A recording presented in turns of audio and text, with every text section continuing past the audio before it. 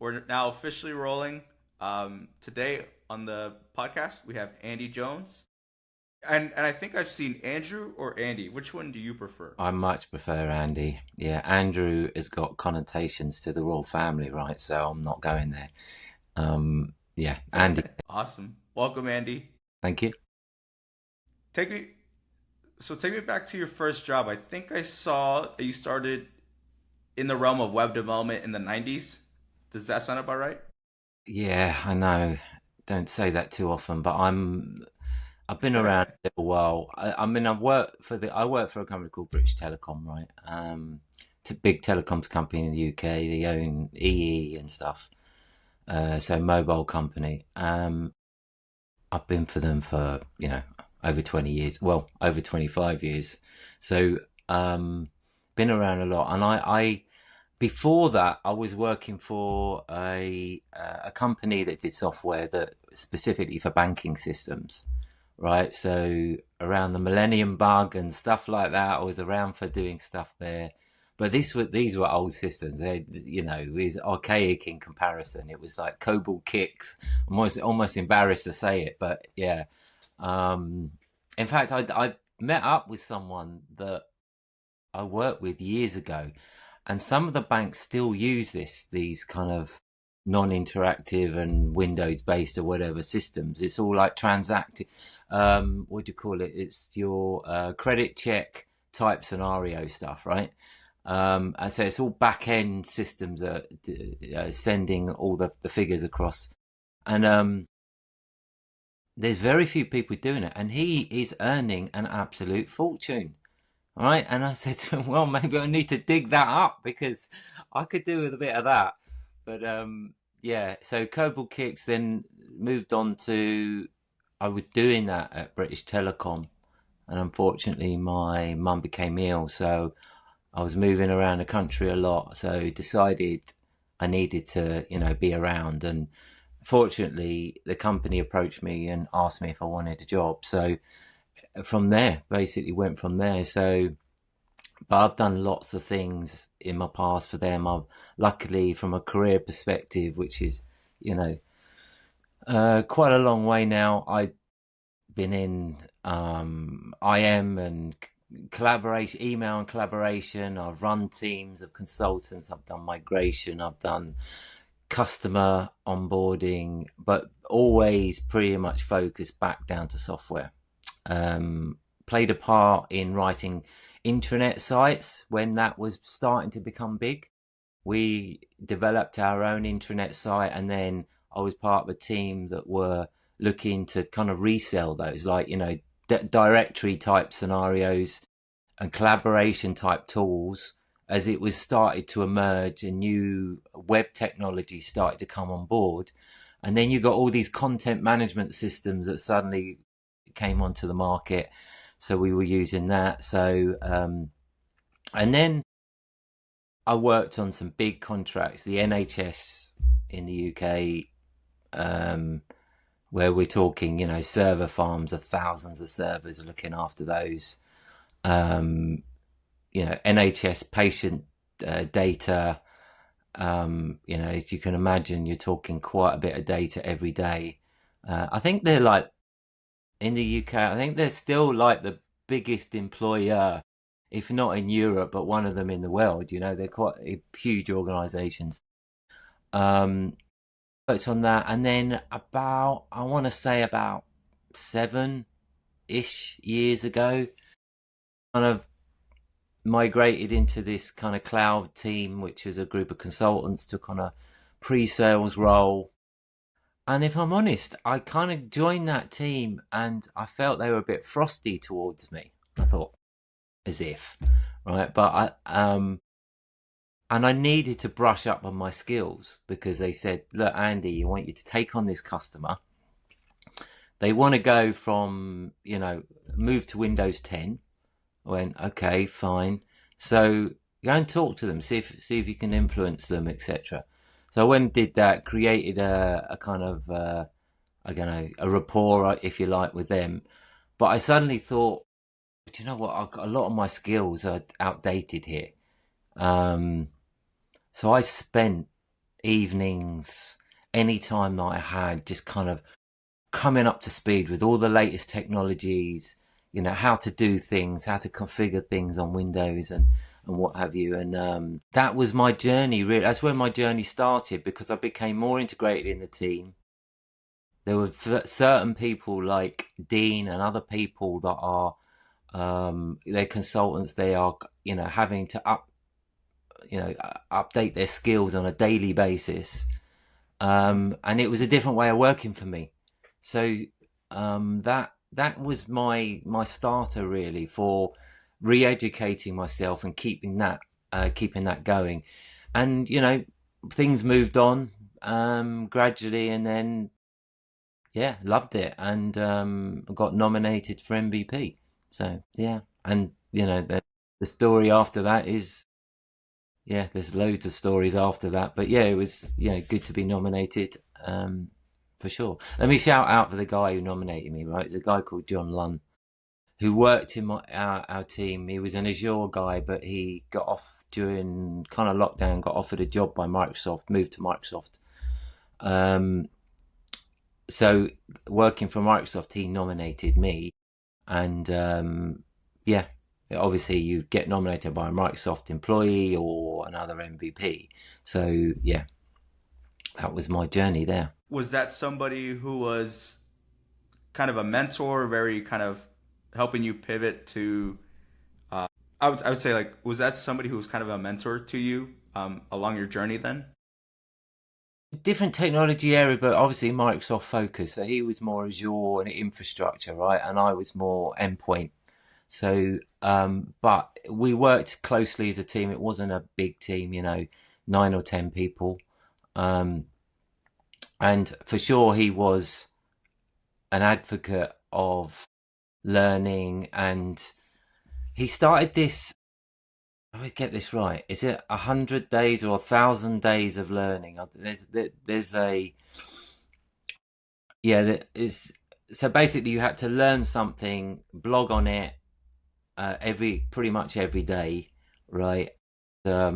He started this journey and kind of infused a few people in the team, and I was like, do I, don't I? It's a bit of a commitment, busy at work, that kind of thing, and family. And I started it, but I didn't keep to it, right? And another guy, actually Dean did it as well. Started it before me. So those two guys, John and Dean, kind of gave me that impetus to do something. And from that point, in between, what happened was lockdown, and Dean and I got to get a little on. We start the YouTube channel, and it started from there. That's literally where it started from, really. But I would say John definitely was the influence. I think if it wasn't for him doing that and injecting all that energy right into the team, and saying, look guys, you can, look what we can get from this, and look what I've learned, and I've got my YouTube channel, and it's good for us, it's good for the company, and all that. And so I saw the benefit of that. But little did I know that going down that rabbit hole was going to be a journey of learning, a different way, a completely different way of operating in your professional role.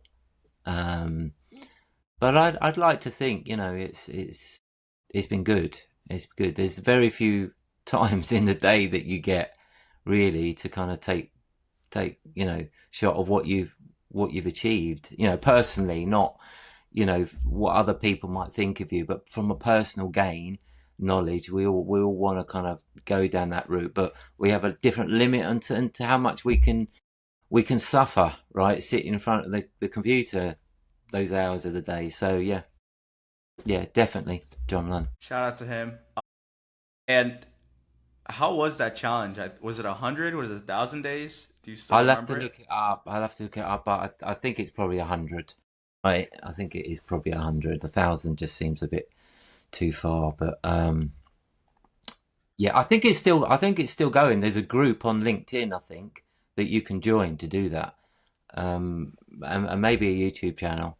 My memory's failing me a bit here, but it was definitely something I signed up to at the time. Do you remember if it was videos, if it was just any kind of social media content So it was or kind learning of content? down, yeah, it was kind of down to the individual. The idea was that you would benefit from it, that you would progress your knowledge, your career, so you can take an avenue to blog about it.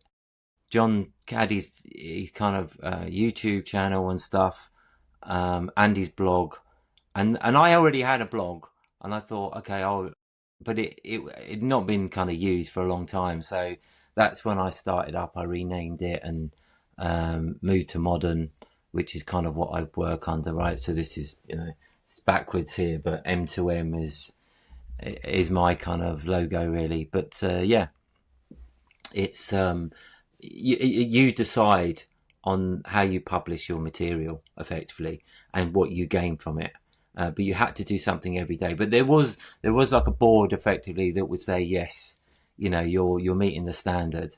But I never got into it that deep, so I didn't find that out, to be honest. Take me back to your first video that you started on YouTube. Oh Do you remember do you remember when you started it? Do you remember how you felt like when you were about to launch it?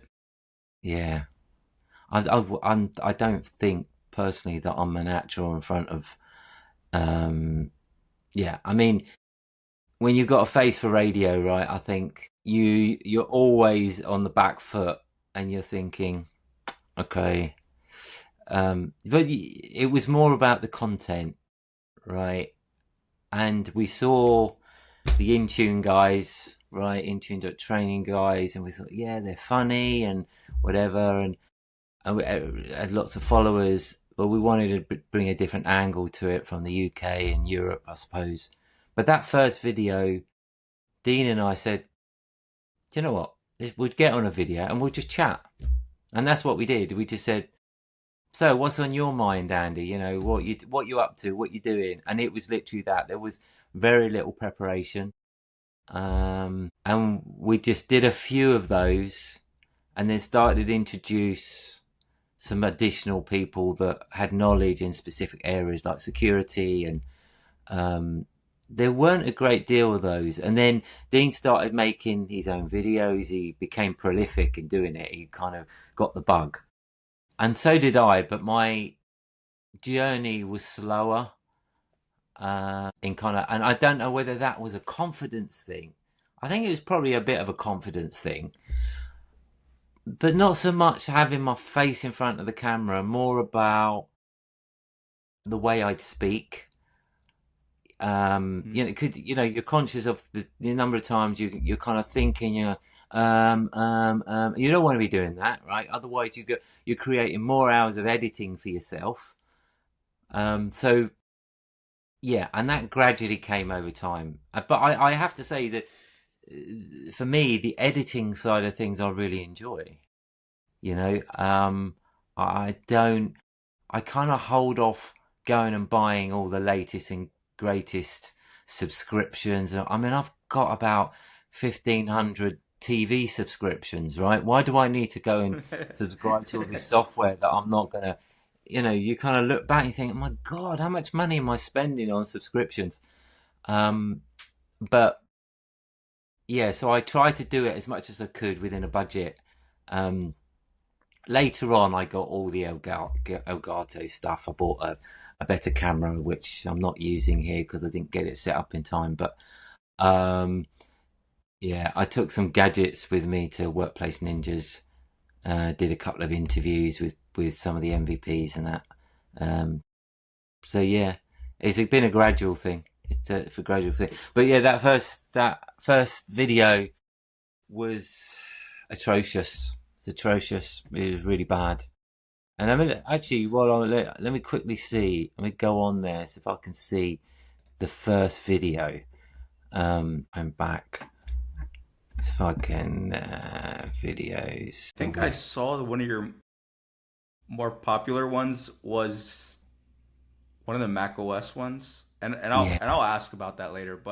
yeah, But you know what? I'll touch on it now. Have you seen yeah, yeah. that video? Is that have those numbers really propelled as of recently? I think it was your second most popular video, Yeah, I enrolling mean, macOS devices. I think the Mac OS is a side of things that I'm really interested in, right? And Mac OS and mobile stuff. If you've seen the site, I've done a few Android and um, stuff as well. But I was looking to do this for a customer, and I really wanted to kind of see it. Which one are you talking about, by the way? Because there's a couple of Enrolling, Macs. I believe it was the one enrolling a device into Intune or Apple Business Yeah, Manager. I think it had like okay, it almost would be Apple 100,000 Business views. Manager. Yeah, yeah. I'll manually add iOS device into Apple Business Manager. 97,000 views. Yeah, I'm totally astonished by that, to be honest, because it's not my best produced video, right? And in fact, I was looking at it recently, fairly recently, and I thought I need to redo that. I need to make it look more professional because clearly there's an audience for this. So I think I will do that. And obviously, technology has moved on. That was done 2 years ago. So, um, but yeah, yeah, I think that's a good. That surprised me quite a bit. But the certainly the Mac OS and Android side of things, there's a good audience out there, but there's also it doesn't seem to be as much. I think Windows, there's certain catchphrases, right, that people are always looking for, and certainly autopilot is like the biggie. I think if you do a ask me anything event and you base it on autopilot, you're almost guaranteed to get a good audience because people they just want to talk about it.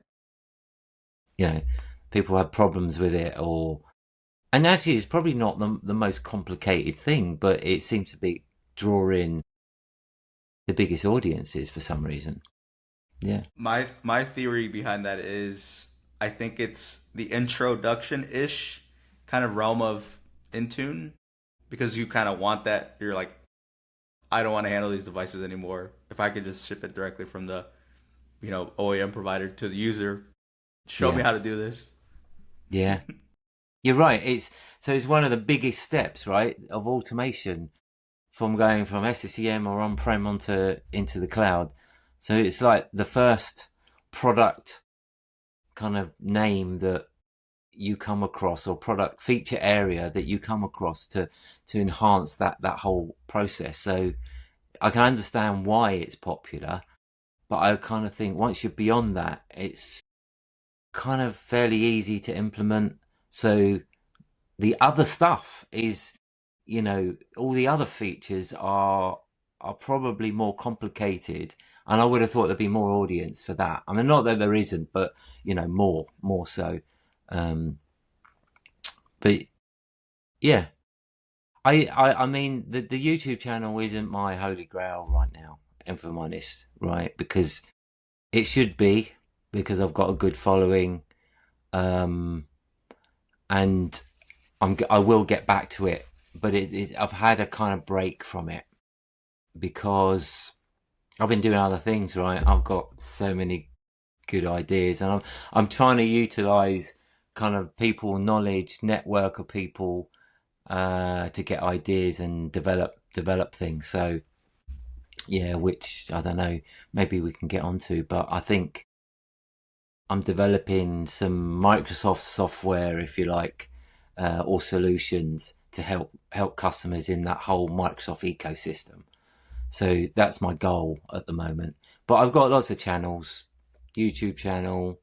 Um, I've got the LinkedIn group for iOS and Microsoft, Android, and iOS people, which is growing. It's not massive, but it's growing.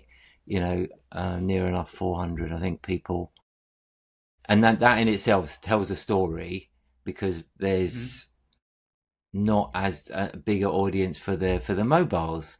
Yet a lot of customers I deal with, they tend to move to Intune for their mobiles first. I mean, maybe that's because my company is a telecoms company, and I'm more likely to be talking to those type of customers. I don't know, but yeah, um, yeah, So then I kind of want to bring it back to you kind of getting into the endpoint space. So it was about 7, 8 years ago, I think you mentioned, um, kind of getting for that company. Or I think it was like you learning on the Windows 10 side and then kind of progressing through there. Do you remember if you started off on Configuration Manager? Or did you start off in Intune? I mean, my focus a lot of the time was pre-sales, but Mhm. um, I knew that I can't go into this to customers talking to them about technology, and there was always going to be sysadmins sitting alongside asking the awkward questions. We have problems with this or whatever. I I knew I couldn't go into that without having knowledge, and to me, I would be failing myself if not the customer. So that's when I got into Intune. But I had to make a decision of whether I go into SCCM or not. So I installed it. I ran a lab. I learnt it, but predominantly I was trying to influence customers to go to Intune and what that journey would be like. Um, so my main focus seemed to be just majority of the time was in around Intune. So I thought I didn't really need to become that expert, so to speak, in SCCM. Um, I knew about it. I knew how it worked. And I think I probably leaned on people in the team that had more knowledge of that when I needed it. Whereas anything that became Windows and Intune, I kind of dealt with. I didn't need to. So yeah, that was really my focus. But I know the technology. I know how to install it, run it, etc. I just wasn't an expert in it, so to speak. Um, and I'll be honest with you, I kind of talk to customers now about the journey. In fact, what surprised me most, I was at the Workplace Ninjas. I was talking to Steve Weiner about this. Um, he seems to think that less than 50% of American customers have made that step to go to the cloud. Right? I don't know how true. I don't know what the numbers are, but what that means is anyone kind of running their own companies in that space, that whole migration space, which is where he developed, where he came from, right? That's a huge Mhm. customer base that you can tap into, right? So yeah, yeah, it's great. I mean, I think maybe in Europe it's bigger, and I don't know whether that's is a reflection of why the Intune MVPs. Only a small percentage of Intune MVPs are American, right? From an American company. um, Maybe that is a reflection of the customer base. It's got to have something to do with it, right? So yeah, I like to be cloud. I like to be cloud if I'm Mhm. honest. Yeah. What about Yeah. you? So I've kind of mainly always been an Intune admin, kind of back to when I started around like 2019, 2020. Majority of my learning, my kind of workload has always been in Intune, so I can't really say like, oh, I think Intune is probably where I have more of my knowledge, so I will skew there a little more. Um, so yeah, but I still have respect for both sides. I Absolutely, think yeah. everybody's got a different journey, so I'm not gonna say like you go come here, you stay there. It's like, hey, if it works for you and you're meeting your business needs, you know, hats off to you. So And again, people, as those skills are diluted over time, those people that have still got those skills from a consultancy perspective, from running your own company. I know we're not here to talk about money, but there's always going to be those people that are able to do that, and will probably hang on to that more so for that reason. So there's good reason why some people do that, and I think there's always going to be some people that maybe haven't quite got the cloud bug, so to speak. They know it's coming, but yeah, well, it is here. But yeah, so similar to your friend, who you're talking about, kind of closer to the beginning, where that one company was still using that directory platform or that service and he's doing really well, right? I'm sure like other services have moved forward, but right, if you're the only person who knows that service, then your demand is a little more Yeah, higher than others. yeah. I mean, you might need to travel a bit further, but for sure, that will be the case. I mean, who knows what will replace Intune in the future? Who knows? Yeah, Or maybe there won't Intune be. Maybe 2.0. it'll all be automated by AI, and we can just sit there and watch it do its thing, auto correct itself. Possibly, possibly. Into More and more into layoffs in the tech industry. Yeah. Yeah, yeah, that'll be tough. Where do you what do you think about AI? What do you like about it? What are some of your concerns?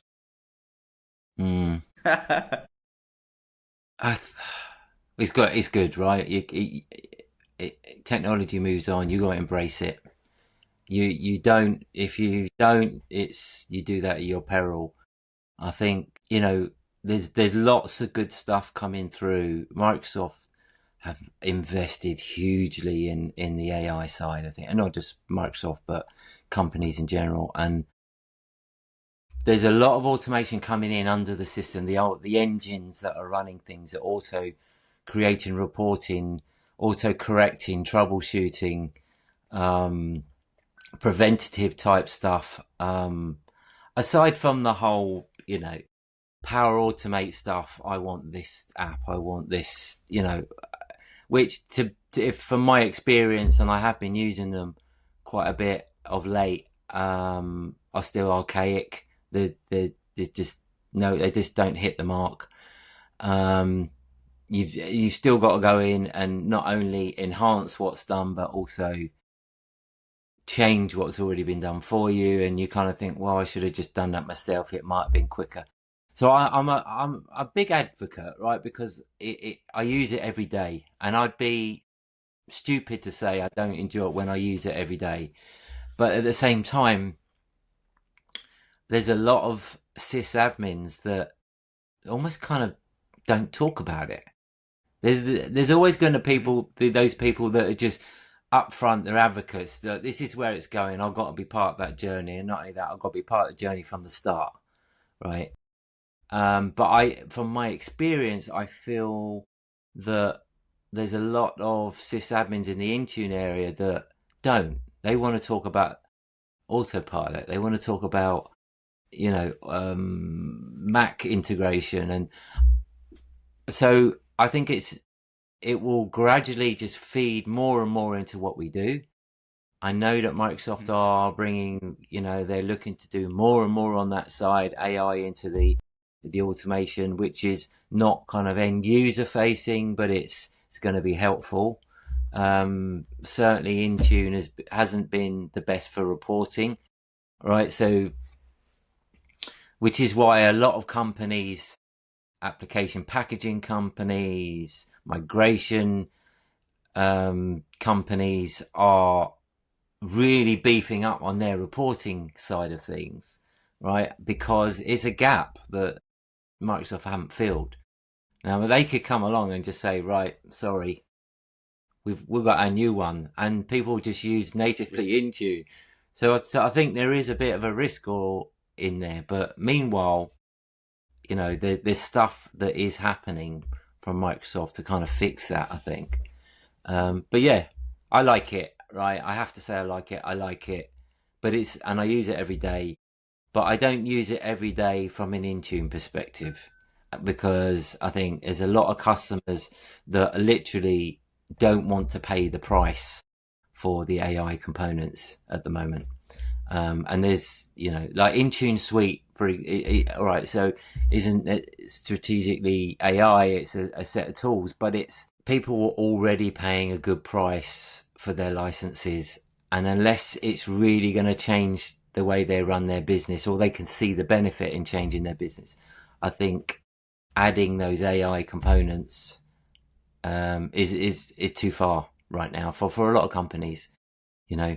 Especially small and medium businesses. They've got a budget to keep, and yeah, yeah. how how can you justify? They've got HR, they've got all the different tools that people use. It's a big change. Saying that, we're not at maturity, right? I think we've probably got a couple of years where AI will mature into. We won't think of it as a topic. It will just be part bread and butter every day. What we do within Assist tools, we'll just use it like we would, going and creating a policy, right? Create a policy, press, this is what we want to achieve, and it just creates that policy for us. I think that kind of thing will become the norm, and we'll just think of it as this is the tool. Right now, we're thinking of it still as an add-on, and that's because of the licensing cost uplift. Once it becomes normalized, and that's the state, then we'll move on to the next technology, I guess. But we're nowhere near kind of saturation and normalization on it, I think. But it's inevitable, Yeah. and you got to look at the benefits, right? Personally use it as a sysadmin, right, to help me troubleshoot, to help me, find more efficient ways to do something. But I did like the part that you mentioned is like it's gonna help us kind of enable the IT admins, so I can see it where maybe one day it's like you type out or you have some sort of like, hey, what IT admin, what are you trying to do? Are you trying to set up MFA for all users, right? And you say that it configures a pre-configured conditional access policy for you, and you just click OK. I also see it kind of like maybe if you have some errors inside of Intune, highlight. I think you could probably already do this with Security Copilot, but like highlighting over that, taking like somebody's already been through those steps. What are they doing to resolve that? Yeah, So yeah, I think so. I think it'll definitely help out, IT administrators, right?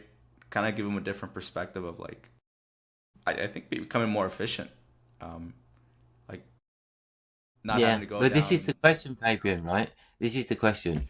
Is efficiency the holy grail? Right? Right now we're on this efficiency drive because everyone thinks, okay, so it's going to save me 2-3 hours a week if, normally, and more for others. Mhm. But at which point do we suddenly start to say, okay, well, I've saved loads of time, but actually, what have I used that additional time to do? I think everyone's all this on this train about efficiency, and obviously it's a good thing, but it's a good thing for companies that want to save on their resources potentially. So Mhm. maybe there's a little bit of kickback on that, and I think obviously quality needs to be in front of efficiency. Yep. So do I need to oversee? Right, it's a bit like the auto driving, right, in cars. Right, I can sit there and I can have a truck now drive me across the state or drive me across the country, but I've still got to be there. I've still got to sit at the, I've still got to sit at the steering wheel. Well, what's the point of that? I don't, I might have a sleep, but Yeah. seriously, has it made me more efficient? No, I'm still have to be there. I still have to be paid, and I have to in case something happens. So automation efficiency, I think, is not always the holy grail, and maybe that will turn people will start saying, no, actually, of course, it's good to have, but this needs to take priority instead. So we're gonna blend the two. Who knows? I'm just kind of thinking aloud here, but guess from Yeah. my No. No. my experience. Yeah. And that's true, right? Like you're still there. You're still taking up the time. So efficiency to what? To what? um, Yeah, that's a good yeah, perspective. I hadn't thought about it that way, but that's why I like these conversations. I get to pick your brain and get it from a different angle. So sure. mhm. Yeah, I mean, And I saw your luckily, mhm. Go ahead. Sorry. so I was just going to say, luckily, I do kind of, I sit on calls with customers quite a bit every day, and I see completely different perspectives. And this is that you have to, smaller companies that have got a very limited budget, charities, right, that have got no money. They want to get Hmm. something right. It needs to be right first time. It needs to be adhering to standards, but also they don't have the money to employ experts maybe that can do this for them. So, um, and they're not interested necessarily in AI because they can't afford it. So I think there's a fine balance between, you know, until AI is the predominant engine of everything we do, and it isn't right now, it's still an add-on. I think it'll be an option to say a luxury, put it that way, a luxury add-on Yeah. to the Yeah. way we manage our platform. Because it is, to lots of small companies, it is a luxury add-on. So, 100%. sorry, Yeah. I It's like I if you, stopped what you were saying there. What were you going to say? Sorry if no, I. no, it's okay. But I'll bring it back there a little bit. I think that's true, right? Maybe I'm getting ahead of myself, drinking the Kool-Aid. If you have a car, if you have a car that works, right? Say it's a Honda Civic, and somebody's trying to sell you a Ferrari, right? Like you are getting your job done with the Honda Civic. Maybe that Ferrari is the luxuries, like right? If it's getting like the job done, if it's getting been the it's within budget, keeping it, you know, resourceful and reliable. So Yeah, yeah. I don't know if you follow. I don't know if you follow anything. I don't really do the TikTok thing, or I'm not really. But occasionally I get caught in, and I think it was last night. I was sitting in front of the TV, and this thing came up, and there's videos of people giving their wisdom of life and stuff like. I don't know if you've ever seen this. And one thing came up, and it was about Steve Jobs, right? And Steve Jobs, it was saying Steve Jobs did this, he did this, but his life ethic was kind of like, and they showed the video of it, and almost exactly what you were saying is just like, I could be a rich executive, a banker or whatever, and I could be driving a Ferrari, or I could be a lowly paid office worker or something like that. And rather than having a Ferrari, I can have a Honda Civic. He said, but actually, if we were going to the same convention or something, my car would still get me there, right? It's a different car, might have different gadgets, but it'll still get me. It create it fulfills the main function of that feature or that gadget or whatever. It's just on your outlook on life and whether you need to go in a Ferrari or a Honda Civic. So this is why people have different perspectives. Not everyone wants the Ferrari version of an Intune deployment, right? With Hmm. all the add-ons, with Copilot, with um, Copilot. Yeah.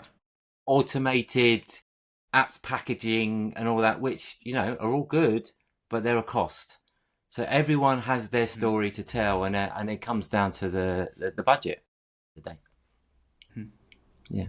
Yeah, because obviously you could spend all that money, but you lose a bunch of revenue money, and or you can go like maybe the route of like business premium, right? You're still getting the Intune Yeah. capabilities. You're getting other Microsoft Defender, like kind of the Yeah. the stuff that Exactly. right, the bare bones, but it gets you to manage your company. It gets you to right up using productivity tools. So yeah, no, I appreciate that. Sometimes you kind of get caught up in the AI Kool-Aid. Well, you don't get me wrong. It makes it sound like I'm kind of playing it down a bit. I'm not. If we all had the budget, we all want the best. Why wouldn't we? If someone said to me, Andy, 100%. I'm going to gift you a Honda Civic, but you've got an option. I could also gift you a Ferrari, and you say, what's the catch? And they say, no catch. What am I going to choose? I'm going to choose the Ferrari every time. So, it's yeah, it's just perspectives. Sure. Yeah. Um, I'm gonna switch it up a little bit. I think I saw or heard that you are a twin. Is that correct? Yes. Yeah, I've got a twin brother. Um, Identical? we look very, we look, we're not, biologically, we're not identical, but he was sat here with me, you would think he was, right? Um, and, and he works for the same company. Okay. So we've had some good, I mean, he lives in a different part of the country to me. Um, but yeah, there's been moments at meetings, at even abroad. But there was this one time when I was standing on the waiting for a tube in London, and it was packed where people waiting for a tube, and suddenly some guy is like running down, trying to weave his way around people, and he's kind of shouting, and everyone's looking at him, what idiot is that, kind of thing. And he ran straight up to me, right, and slapped me round the head. I'm like, what are you doing, mate? What are you doing? And he's like, he says, how you doing, Matt? How you doing? I've not seen you for God knows how. And I went, yeah, okay, yeah, you know my brother. Um, and so moments like that, going up in elevators and stuff like that, where there's someone stood next to you, and they look at you, and you go, all right, why is he looking at me? So yeah, plenty of moments like that, plenty of moments. And I think partly working for the same company hasn't helped, but yeah, looking back on it, it's funny. It's funny. We're quite close. We're quite close. Man. And I asked that because I'm also a twin, and I'm an identical twin. Oh wow. So, Okay. yeah. Wow. What's your And experience then? similar, right? Like, when you're going out and about, say you're somewhere like familiar, people might look at you like double take. Like, is that, because my brother's name's Gilbert. He's like, is that Gilbert? And sometimes people will be like, hey, what's up, Gilbert? And I'm like, that's my brother, but I don't blame you. I don't blame you. Yeah. Yeah. Are you It's quite kind of close? cool though. I mean, yep. Quite close.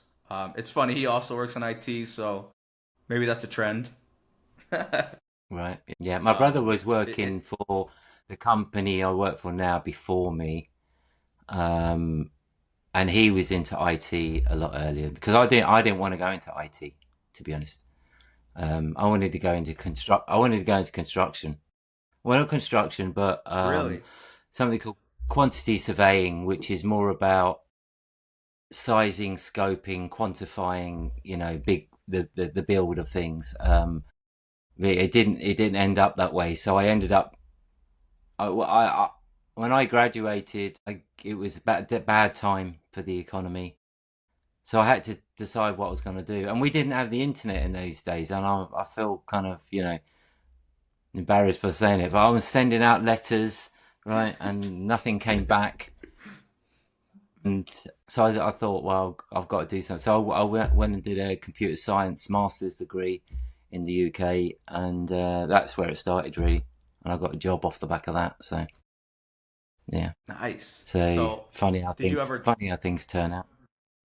did you ever dabble into that site surveying, or was it just kind of like I got to pivot to something else? No, well, my dad is always he had his own company in the construction trade, so there's probably an influence there, but never did. But funny enough, I did the early ages of the internet. Right, I dabbled with a number of things, and I've always done this, right, and I never slapped my head for never following through on a lot of them. But I created, but I mean, there's certain people out there that should know, but I actually created the first Facebook, right? I did. Really? I did. I did, yeah. I created the first Facebook, but it never went anywhere. I want to say I didn't. Yeah, I created my own version, right? And there was something in the UK called Friends Reunited, and it was a similar thing to Facebook when Facebook was just all about connecting and messaging and videos and stuff. Going back to the construction thing, I created a website called Construction Index. The idea being because anyone that wanted to find information on a construction company, they could get it, right? The contact details. And yes, you had all the books that were old days that were put through the door, or you Mhm. didn't have the online version. So I created Construction Index, and I started it with another company, another guy, a friend of mine who was in the construction industry. And it kind of just died a death. We didn't put enough time or effort into it. So that was another failed project, really, I suppose. But then, soon as the internet blew up, I saw that, this about this. There was like the equivalent of a constructionindex.com started up and made a fortune, and it was suddenly it's on TV and all. And I thought, oh my god! So so I've had all these ideas in the past that I've tried to follow through but never did.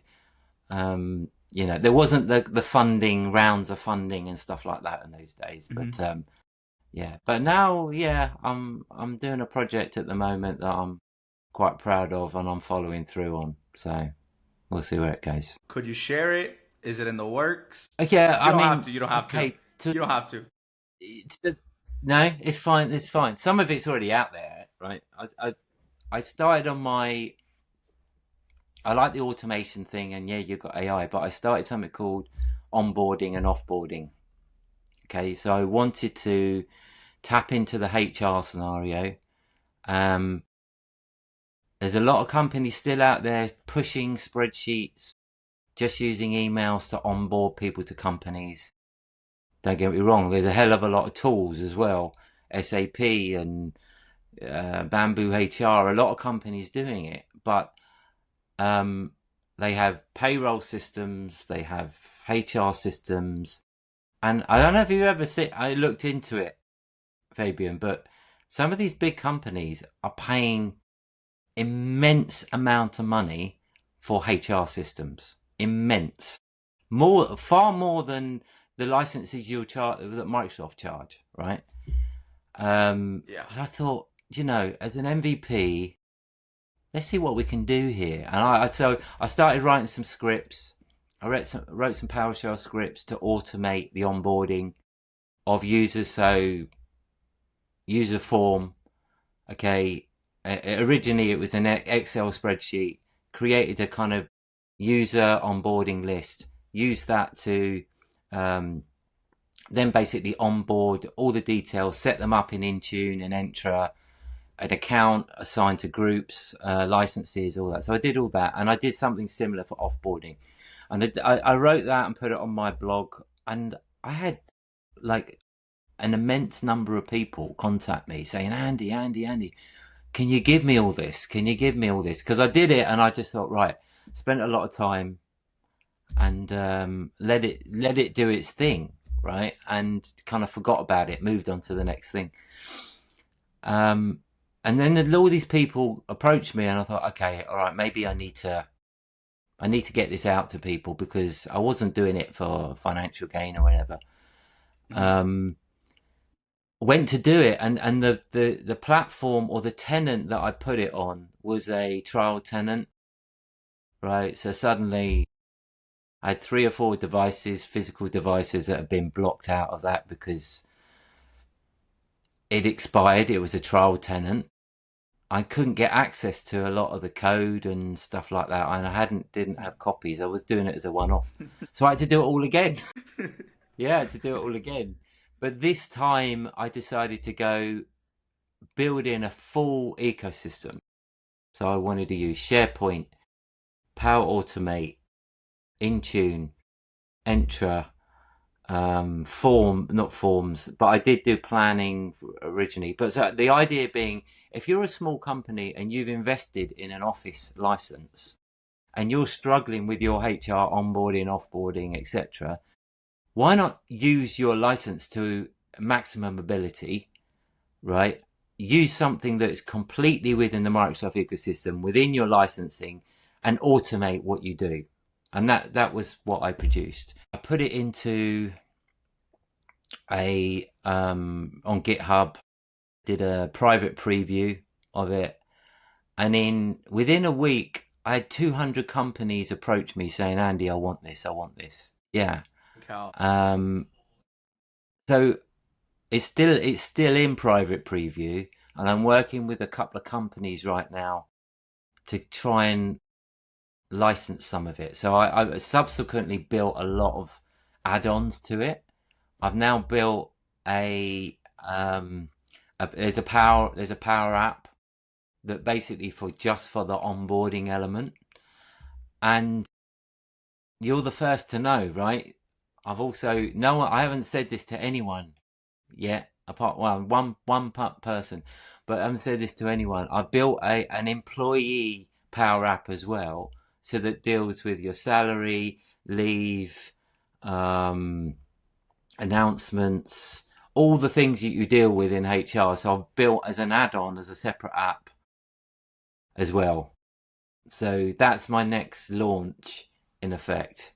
Yeah, that's my next launch of what I'm doing. I need to demonstrate it to a couple of companies, but the idea being I will give some of it away for free, because I've learned a hell of a lot in doing that, and for the MVP community and all that. And then if I can, I will potentially try and make it an element of it commercial. So because I've with and therein, right, Fabian, is why I haven't spent as much time on some other things, because I've been doing this, and obviously the workplace ninja events, and which takes up a lot of time and stuff. But yeah, I did do 2 online Intune training courses. Yeah, I did do that as well. I I'm sure, like, right. It always fascinates me, like when people do things like this, and you know their job and everything. I'm like, man, where do they find the time? But I'm sure you have to let something go to put something else in, right? So Yeah, you do. You do. It's a commitment, regardless of just the MVP thing. I I know. I see a lot of people, and Dean, for example, is one of them. But I don't know where they get the time to produce their content, and do their day job, and whatever. I think there's just a recipe somehow that's kind of yeah, everyone's using, and that is, you need an element of commitment. You need to be supported by your 100%. family, your partners, and I'm a bit older, so I've got 2 grown-up kids, in their 20s, so they're not. I don't need to deal with them, so I should have more time. But yeah, it's a lot of evenings, a lot of weekends, and maybe at some point someone will slap me round the head again and say, you know, what the hell are you doing, Andy? I'm sure they will, but yeah, right now I enjoy it. I enjoy it, and that's important. So Yeah, yeah, I agree. I agree. I think all those things you mentioned are 100% true. Like, my fiance, like, I do this before work in the mornings, and then after, I do the editing on the weekend, and she fully supports me. And like, being consistent, I think, has been something that I'm learning with this. It's like, just do it, just get it done. yeah, yeah, you've hit on something that's important there, though, and that is consistent, regular. Because if you do that on your YouTube or your blog or whatever, that's people take notice, and obviously all the algorithms are built around that as well. But being consistent is really important. Yeah, and learning.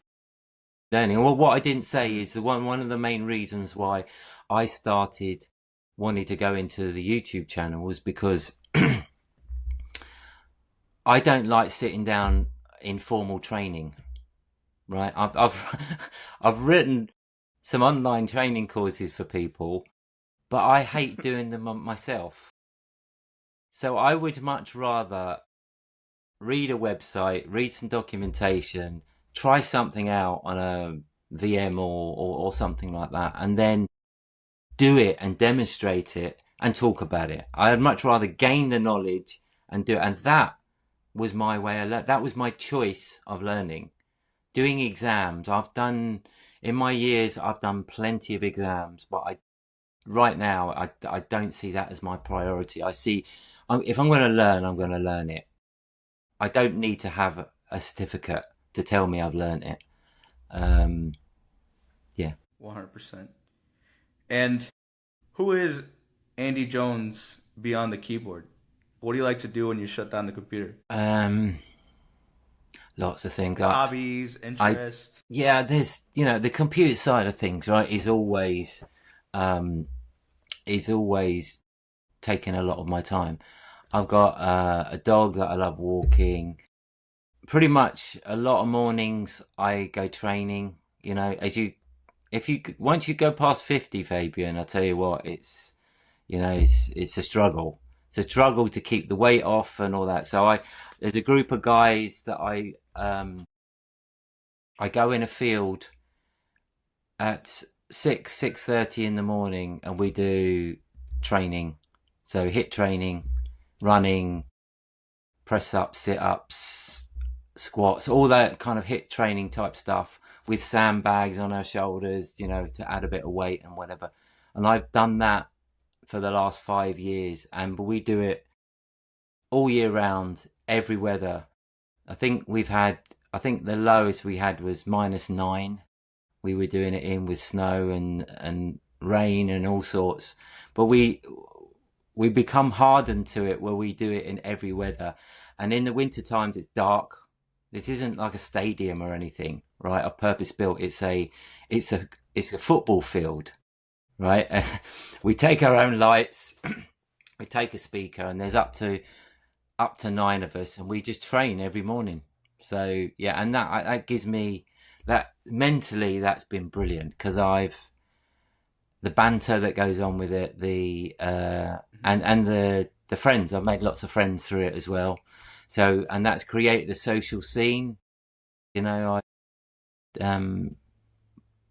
Lots of social activity. So yeah, meeting, going out with friends as a side effect to that, training, computer stuff, and then family, because obviously family's most important. I've got my twin brother I like to see. I've got a sister, but yeah, family stuff is important. Yeah. 100%.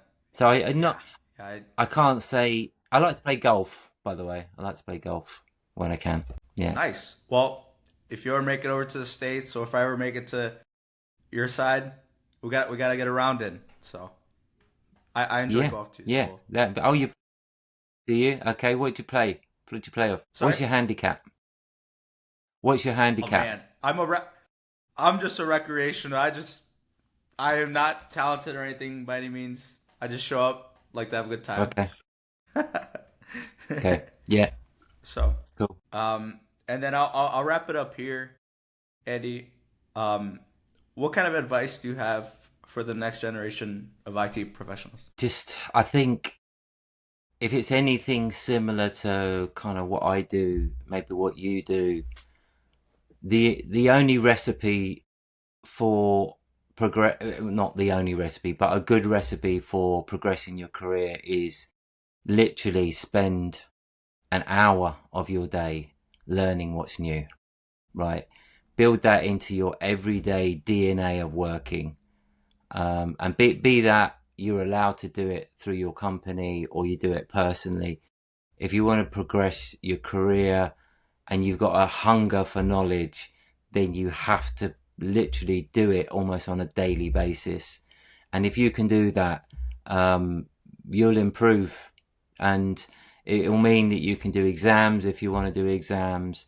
It will mean that you might want to, do something like an MVP, but it will stand you in good stead because data and technology is moving so quickly that you have to. It's just it's part of your job. It has to be part of your job. So that's probably the thing that I do now that I've learned, but also I think is necessary for anyone wanting to kind of do anything, the kind of things that we do. Um, but you know, at the same time, it's important to strike a balance.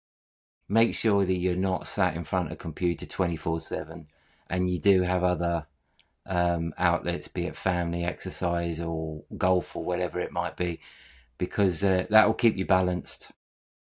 That will keep you balanced, and but also use the community. If you're going to get into the community, don't be afraid.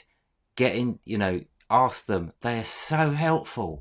Yeah, I've written a script for that, but I didn't tell anyone. You know, that fits exactly. I think you'd be surprised what is out there. And yeah, the community stuff, certainly around Microsoft, has been immense. They're really helpful. So tap into that for sure. Yeah, and if you want to learn more, go to Intune Q Links. Go to intuneqlinks.uk, all right, because there's some good resources there.